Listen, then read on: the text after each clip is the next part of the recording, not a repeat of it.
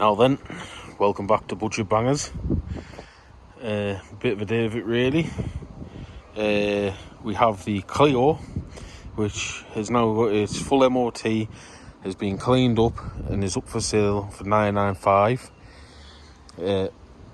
Absolutely over the moon with this one.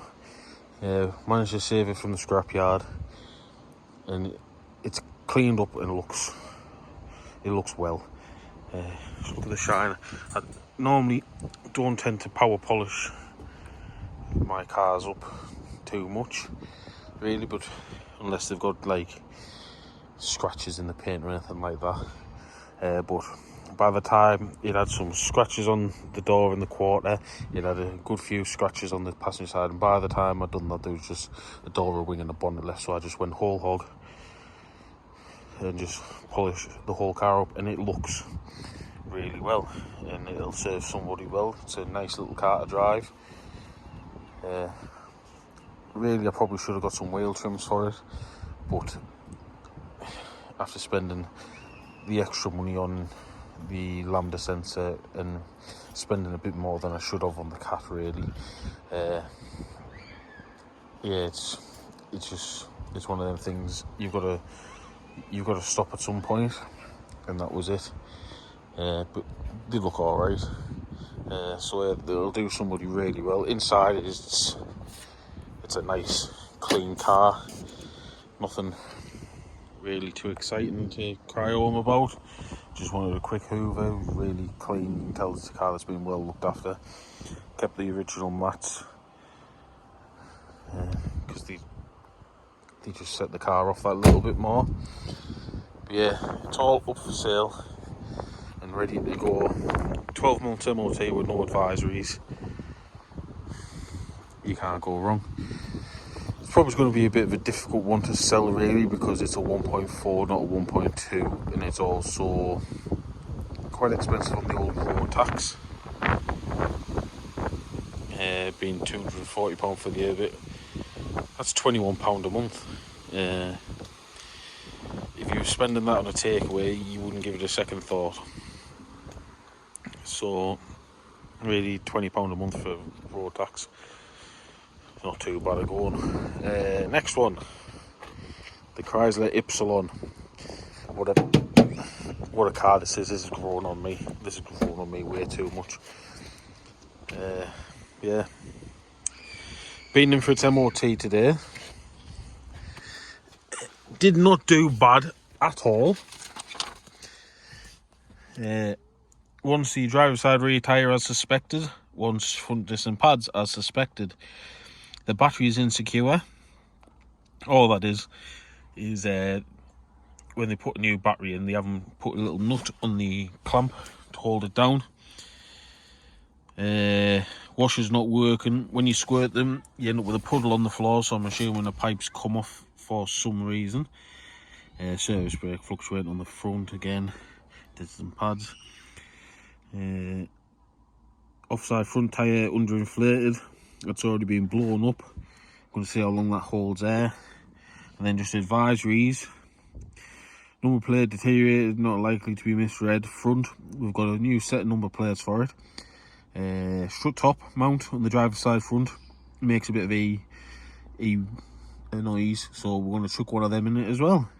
And then it's got a minor leak of exhaust gases on the back box. That is basically, it's had an exhaust on not too long ago, I think, and it's basically where the two parts join together. It's got a little blow, so if you take it off, put a bit of exhaust paste on it, and that'll be that. Right as rain. Cracking little car. The guy that tested it, he says he was absolutely shocked at how much of an improvement the interiors are compared to a Fiat 500 and a Ford Ka. And speaking of Ford Kas, one thing, almost forgot. Silly me did not check. Now, I will try and do this without giving away any details of anything. But when I bought it, I got a logbook. Now, the eagle-eyed of yous will see that's only one sheet of paper. There's no new keeper's slip, which I only noticed when I took it down to get the number plates. I probably should have checked, but it's one of them things. Luckily, the code is still active on the current logbook. Now, obviously, if I was to, I could sell it with that, but then they wouldn't be able to tax it until they got the new logbook through. So always double check. Luckily, I didn't get stuck on this because I definitely couldn't have 2 cars waiting, let's say, 6 weeks for a logbook. It basically just kill any desire for any profits that made on them. And again, as usual, it is windy, so I will apologise. I'm sure we're used to it by now. 4K. Done a little bits of jobs on this. I've been running around in it because it's got an absolute ton of petrol in. We have fixed the boot. It was the wiring. I have done a bit of a job there. It's not tidy, but it is functional. Now, the rear wiper's still not working, but there's no wires broke, so I'll be honest with you, it's not something that's needed for an MOT. It's not an MOT-able item, so we will probably just leave it, and if the person who buys it wants to get it fixed, then they can get it fixed. We have also fixed the window. It now works. It is a bit clunky on the way up. So yeah, we fixed the window. It's still a bit clunky on the way up, so I'm going to have to take the door card off. I think what it sounds like is something like a bolt or something's come loose. Now, I will say something that I did miss, but I got a text message last night off Lewis from Flipping Cars UK. Now, this is the sort of thing that I know he would get a little bit excited in the trouser department just by spotting this, and I'm sure he won't mind me saying that, but we did mention this wing's being painted. One thing that he noticed is it says Ford, it says K Edge there. Now, if we pay attention and go around the other side, it says K Zetec, which isn't the end of the world, but it just means that it's had a door on the passenger side. And I know he would have been buzzing with his bit self and noticing that, so I thought I'd give it a bit of a mention just to keep up his excitement. But yeah, where I bought it from said it was HPI clear. I trust them, so I'm not going to do a HPI check, really. But yeah, I had my suspicions that I had some paint work there, but it's an old car with a few miles. It's going to have a little bit of a story to tell, as they all do.